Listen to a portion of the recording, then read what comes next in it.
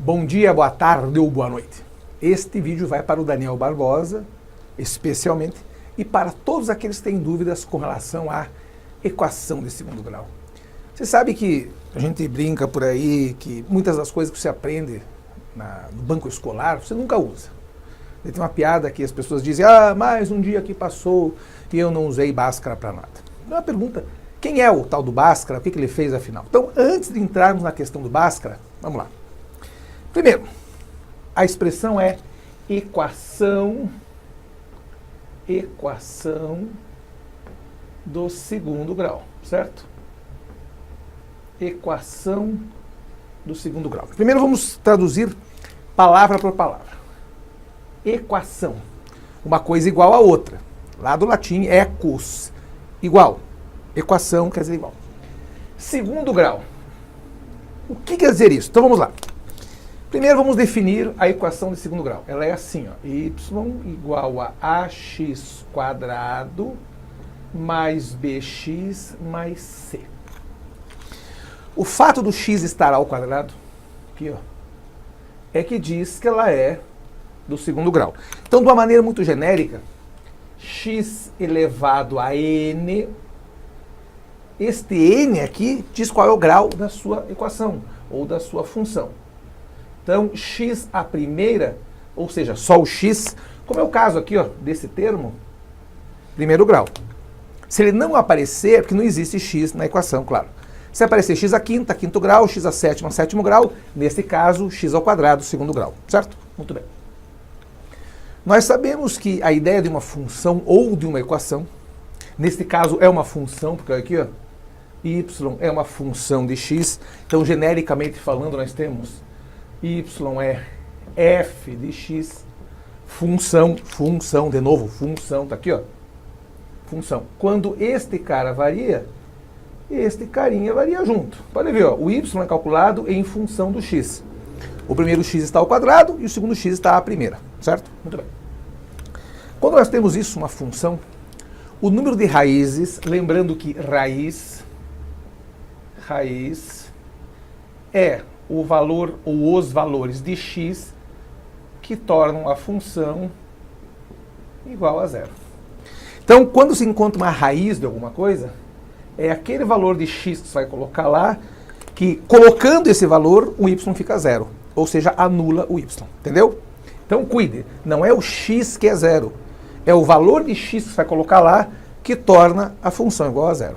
Certo? Então, primeira dica no caso de equação ou de função, nesse caso, vamos ver os dois de uma maneira só, porque quando eu falo equação de segundo grau, eu digo ax ao quadrado mais bx mais c igual a alguma coisa. Isso é uma equação. Quando que é função? Y igual a ax quadrado mais bx mais c. Ou seja, eu deixo duas variáveis. A do lado de cá em função da do lado de cá. Certo? Muito bem. Se eu tenho uma equação de segundo grau, eu tenho duas raízes. Então, obrigatoriamente, eu terei um x' e um x duas linhas. São as duas raízes. Ou seja, duas raízes. Recapitulando, são dois valores de x que eu vou colocar na equação, que irão tornar o y igual a zero. Claro para todos? Muito bem. Então esse é o primeiro ponto. Vimos a carinha da equação de segundo grau, ou da função, eu vou insistir muito na palavra função, de segundo grau. Você sabe que a função pode ser completa, que é o caso que está aqui com todos os termos a, b e c, ou seja, ax ao quadrado mais bx mais c, e pode ser incompleta. Quando ela é incompleta, eu posso ter três casos. Eu posso ter, por exemplo, o b igual a zero. Qual b? Esse b aqui, ó. Por exemplo, eu posso ter assim, y igual a x quadrado menos 4, por exemplo. Não tem o termo do meio, não tem o termo do x. Ele tem o x ao quadrado e tem o termo independente. Lembrando que esse termo aqui, que não tem x, é chamado termo independente, porque ele independe do x, certo? Esta é uma incompleta. Tem uma segunda incompleta onde o c é igual a zero, ou seja, não tem o termo independente. Diz assim, y igual x quadrado menos 4x, por exemplo. Certo? E um caso muito especial, onde o b e o C são iguais a zero. Eu só tenho o A. Por exemplo, y igual a 2x². No caso da incompleta, o único que não pode ser zero é o A. Porque se o A for zero, dá uma olhada aqui, isso aqui some. Se isso daqui some, o termo do x² some. Se ele some, deixa de ser função de segundo grau. Certo? Até aí foi, Daniel e demais colegas? Sim? Muito bem.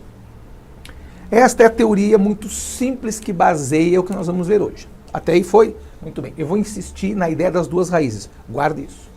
Vamos apagar o nosso quadro digital. Nosso quadro digital com um pano também digital, claro. Sim, é um pano. Sim, é um quadro branco. Digital não tem nada por enquanto. Por enquanto, viu? Por enquanto. Em breve. Em breve. Ou não. Até aí foi? Então vamos insistir na função de segundo grau. Y é ax² mais bx mais c. Muito bem. Isso é muito bonito, muito gracioso. Já sabemos também outra coisa, que tem que ter duas raízes. Ou seja, eu tenho dois valores de x, que se eu colocar aqui, o nosso y vai virar zero. Até aí, claro? Muito bem. Só que nós temos uma coisa muito importante que ser discutida, que diz respeito a esse camarada aqui. Esse tal do A, por favor, não chamem de coeficiente angular. Ele era coeficiente angular na reta y igual a ax mais b, ou seja, na função de primeiro grau. Lá ele é coeficiente angular. Aqui não dá para chamá-lo assim, ele é simplesmente A, o coeficiente do x². Então nós temos alguns casos de A. Casos de A. Nosso A eu desenhei que nem a minha cara. Então vamos lá de novo. Atenção. Aqui eu falo, a gente grava, edita, põe no ar, e mesmo curte, fala e comenta. Aqui a gente faz tudo. Iluminação, tudo, entendeu? Casos de A. Primeiro caso, quando A for maior do que zero, ou seja, A positivo. O que acontece aqui? Bom, primeira coisa, isso tem que estar dentro de vocês, tem que estar, Daniel e demais colegas, isso tem que estar absorvido. Não decore, saiba. Não decore, saiba. Quando A é positivo, nós temos uma coisa chamada concavidade da parábola, porque o desenho desta figurinha é uma parábola, então toda função desse jeito vai ser assim, ó. Ou como a gente diz, com a boca para cima, ou será com a boca para baixo, certo? Não chame de boca, por favor, a gente chama de boca aqui brincando, mas chama-se concavidade da parábola, certo? Claro para todos isso? Então veja, nós temos a boca para cima ou boca para baixo, só tem esses dois casos, não tem outros casos. Só que nós temos uma coisa que tem que ser observada.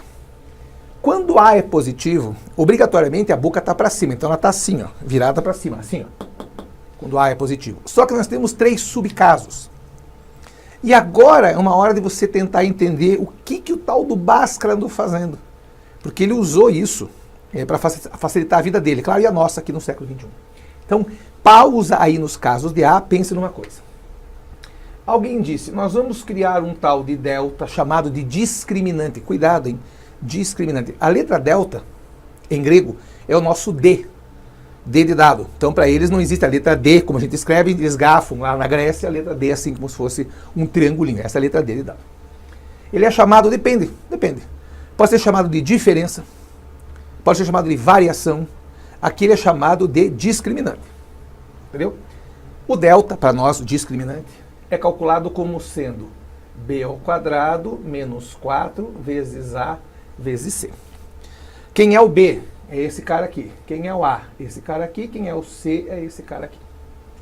Claro que, obviamente, no caso das equações ou das funções incompletas, ou o B é zero, ou o C é zero, ou todo mundo é zero, fica só o A, entendeu? Mas esta forma você tem que saber. O delta é sempre isso. Não interessa para nós se ela é completa ou incompleta, você tem que saber o valor do delta.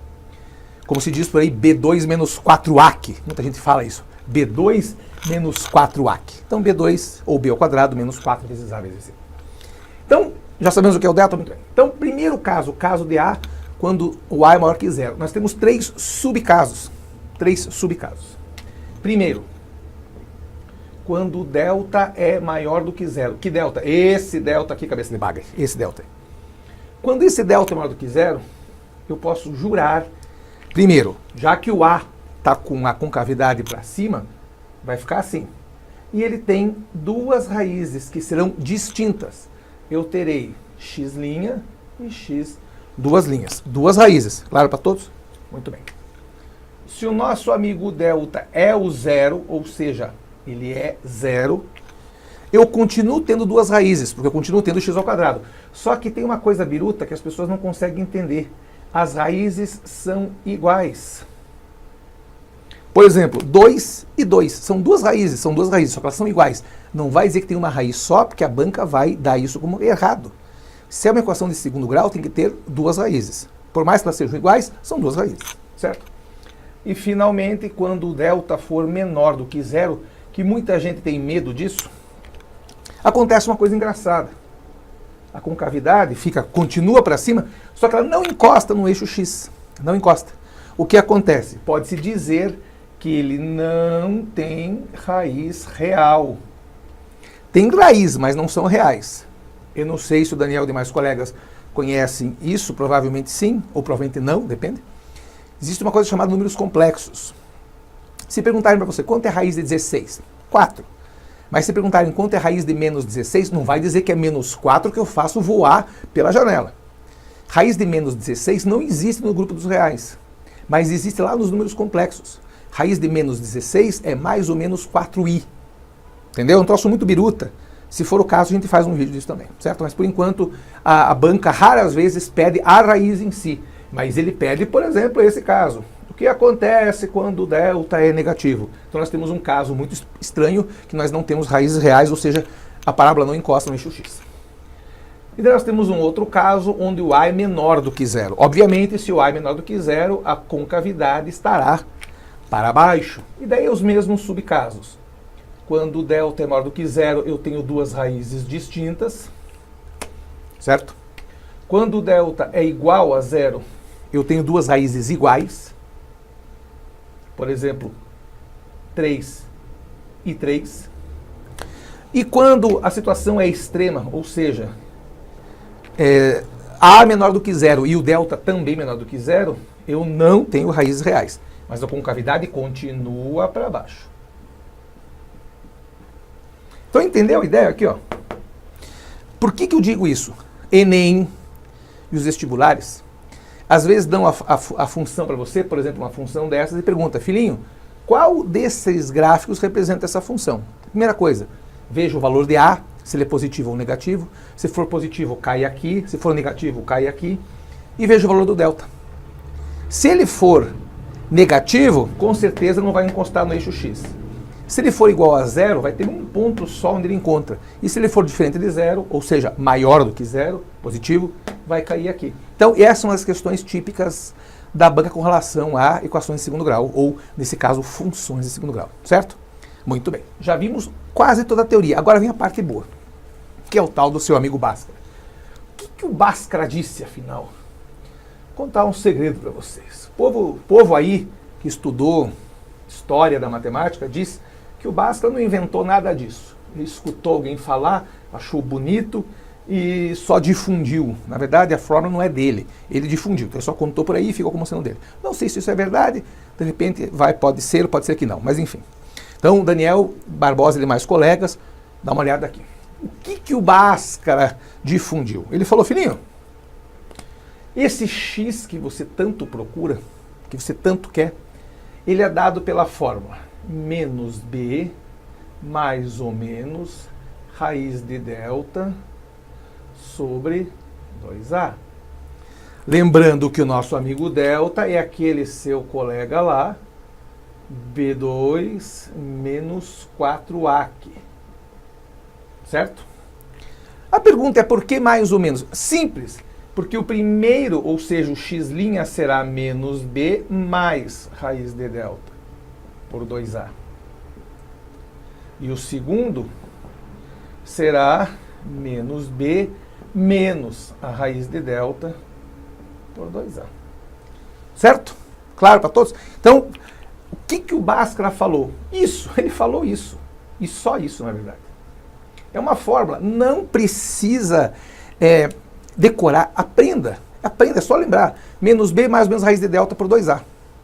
Ah, mas eu vou ter que fazer muito. Então, faça muitos exercícios, mas muitos para poder internalizar isso. Eu sempre digo, matemática não se decora, matemática se aprende. Se você decorar, você não aprendeu. Se você decorar, você pode ter aprendido para hoje, já amanhã você esqueceu. Então internalize, faça, até isso virar parte de você. É que nem andar.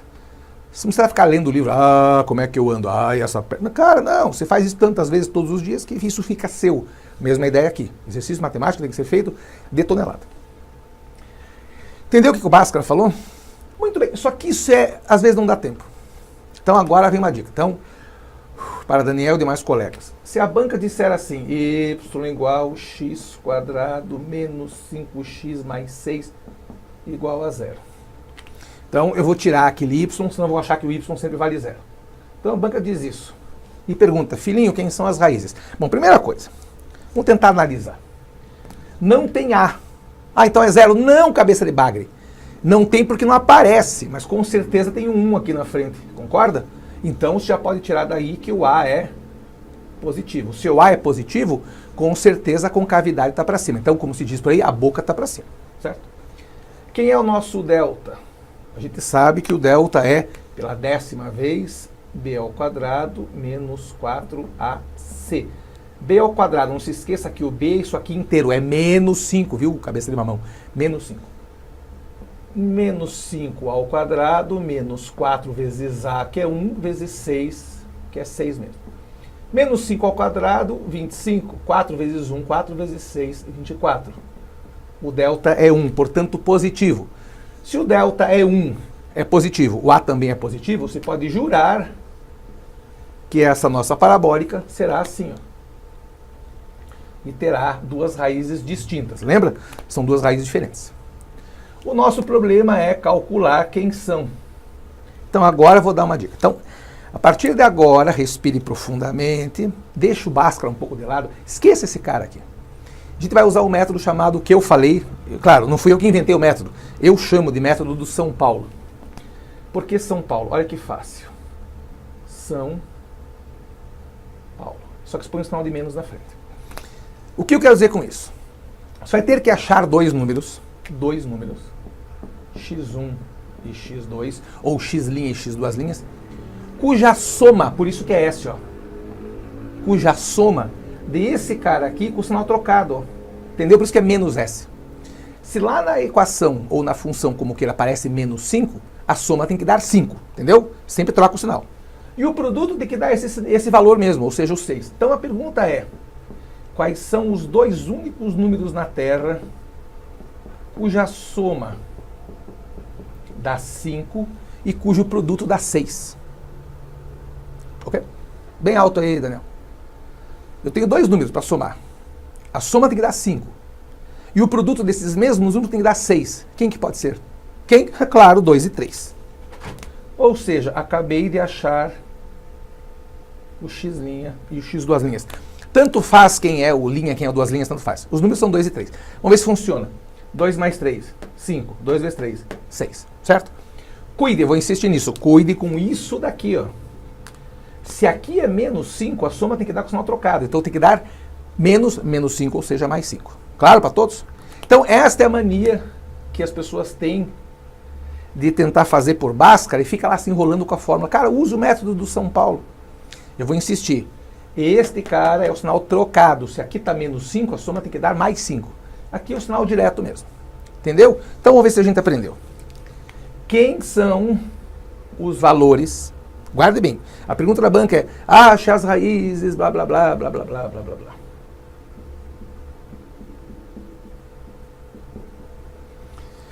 Quem são as raízes? X ao quadrado menos 10x mais 9. Então, de novo, olha que fácil. A soma tem que dar esse cara com o sinal trocado. Ou seja, aqui é menos 10, a soma tem que dar mais 10. E o produto tem que dar 9. Quais são os dois únicos números na Terra que somados dão 10 e o produto dá 9? Claro que só pode ser 9 e 1. Entendeu? 9 mais 1, 10. Aqui está menos porque tem esse sinal trocado. 9 vezes 1, 9. Entendeu a ideia? Então use esse método bastante. Até aí foi? Tudo bem. Último tópico. Ainda, claro, último tópico com relação à equação de segundo grau, claro, óbvio. A vantagem de fazer isso em vídeo, que você pode parar, voltar 500 vezes, enfim. A banca de vez em quando pede assim: filhinho, eu tenho uma equação de segundo grau. ou uma função como queira. Ele vem até aqui embaixo. Ou, se for com o A ao contrário, negativo, estará assim. O nome deste bico, claro, não chame de bico, por favor, isso que não é pato, é vértice. Vértice. Vértice. Vértice. Esse vértice mora numa coordenada chamada x do vértice e y do vértice. X do vértice e y do vértice. Certo? Isso aqui facilita a sua vida lá em física.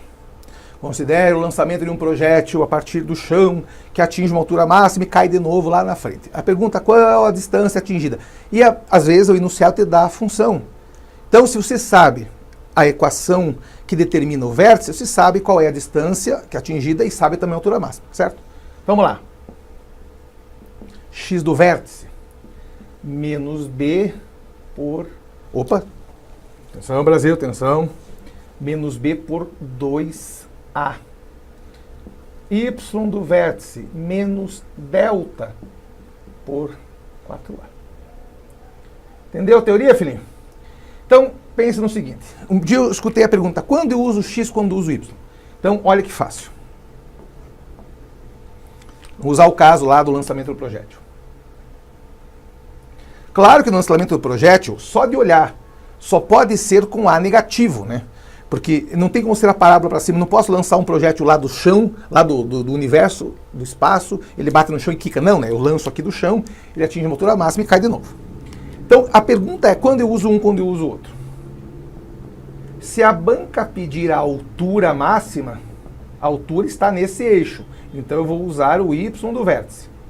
Se a banca pedir em qual tempo acontece isso, o tempo está no eixo X. Então, eu vou pedir o X do vértice. Entendeu a ideia? É mais simples do que parece. Então, se você souber as definições do que é a equação de segundo grau, A, B e C. O B e o C podem ser zero, o A nunca. Se o A for zero, a equação deixa de ser segundo grau, certo?